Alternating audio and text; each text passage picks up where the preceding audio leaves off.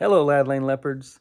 Today's matchup is the baseball star versus Ella McKean, kickball queen.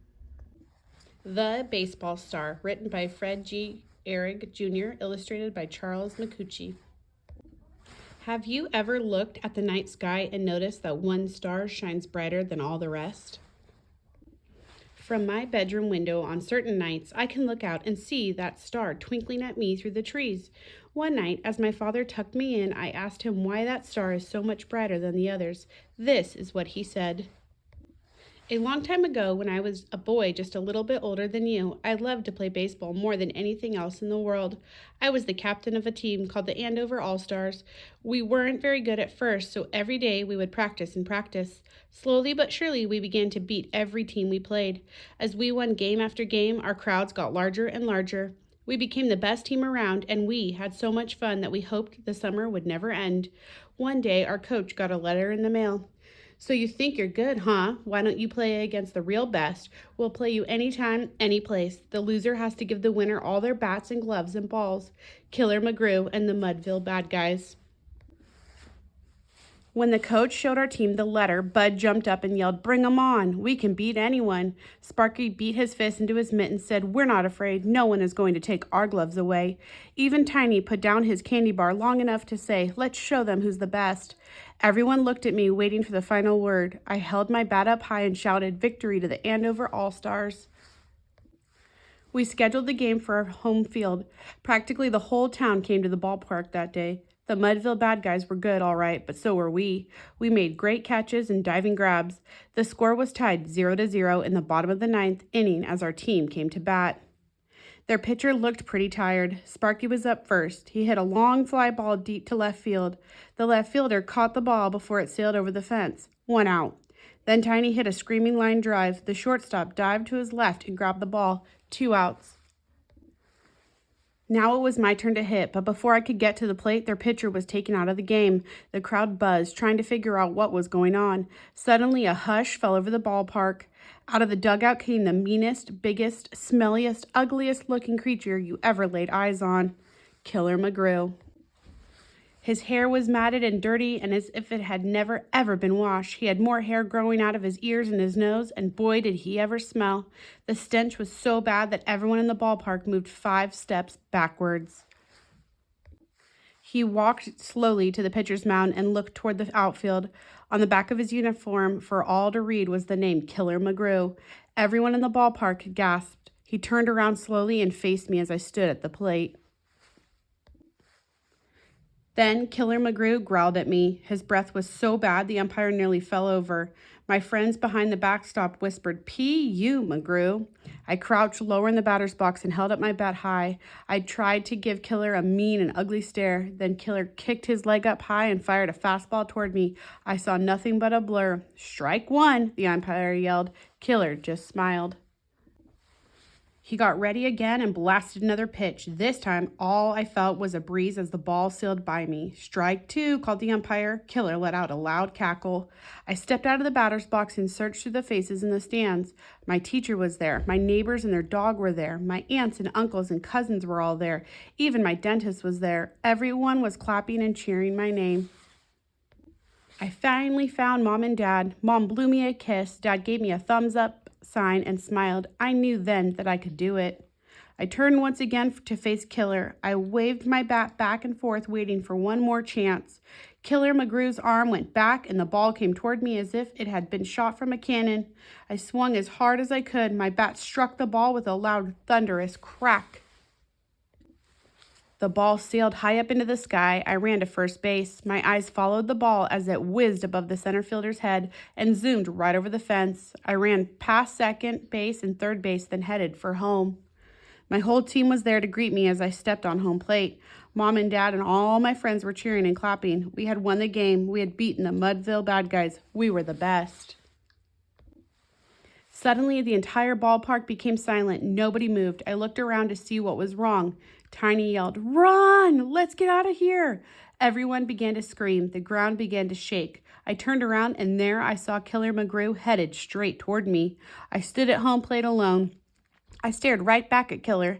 As he slowly approached, he finally stopped right in front of me. I looked up at him. He raised his big right hand, pointed to the sky, and said, "Nice hit." I gazed at the sky. Sure enough, there was my ball streaking right through the clouds. It headed straight toward the sun, and it kept right on going. My father paused and looked out the window. The ball never did come down. That bright star sun is my home run, still traveling in outer space. I looked at my father in amazement as he tucked me in and kissed me goodnight. "But Dad," I said, "if that story is really true, how did all those other stars get into the sky?" My father looked at me and winked, and with a twinkle in his eye, he whispered, "Batting practice." Ella McKing, the Kickball Queen, by Beth Mills. When Ella McKing steps up to the plate, everyone knows what to do. "Move back! Move back!" Ella smiles at Kyle Sultana, the pitcher. Ella smiles at her classmates on the field. Her kicks have never been caught. Not the zinger, not the bouncer.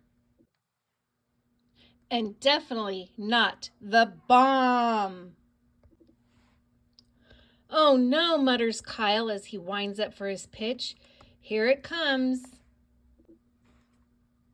The ball arcs through the air, higher and higher until it is lost in the sun.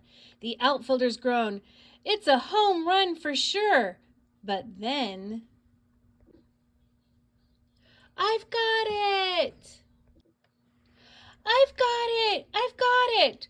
Raya Patel, the new girl, is racing towards the falling ball. "Oh no," thinks Ella, "but nobody can catch."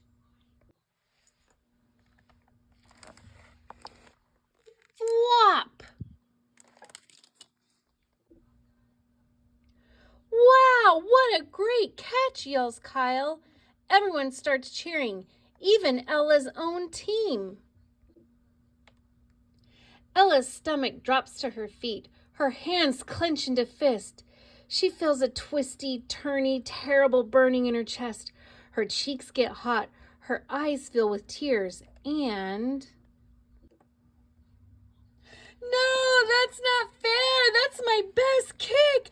Nobody can catch the bomb. I don't know how to be out. I want a do-over. I was going to get a home. That's not fair. You're supposed to do that. Everything I don't want to play with you. I'm the best. No, I never lose. Ah!" Ella stops suddenly. It is very quiet. There's no more cheering. There's no more talking. There is no more noise anywhere, and everyone is looking at her. Ella feels like crawling under home plate and staying there forever. Sorry. Nobody hears her over the end of recess bell. For the rest of the day, Ella can't stop thinking about what happened, and Raya, and how everyone stared. And how she wanted to hide. Ella thinks about going to school in the morning, and she feels even worse. The next morning, Ella is pretty sure everyone is avoiding her, and she tries not to even look at Raya. But on the way to recess, Ella's stomach starts to drop. She will have to see Raya on the field. The captain starts to pick teams. Ella knows she has to say something. She takes a deep breath and jogs over to Raya.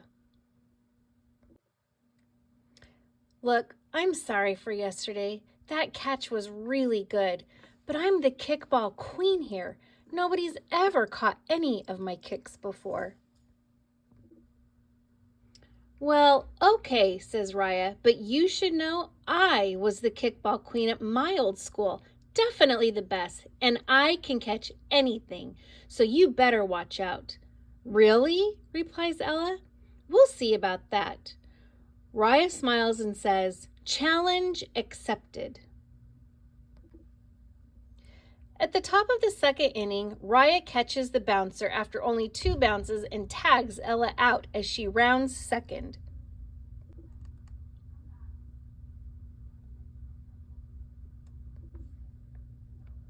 Ella's stomach drops to her feet. Her hands clench into fists. She feels a twisty, turny, terrible burning in her chest. Her cheeks get hot, her eyes fill with tears, and Ella takes a deep breath. She walks up to Raya and says, "Good catch!" As Ella runs back to the bench, she thinks, I wonder if Raya could catch the zinger. The end. I hope you enjoyed both books. Don't forget to vote.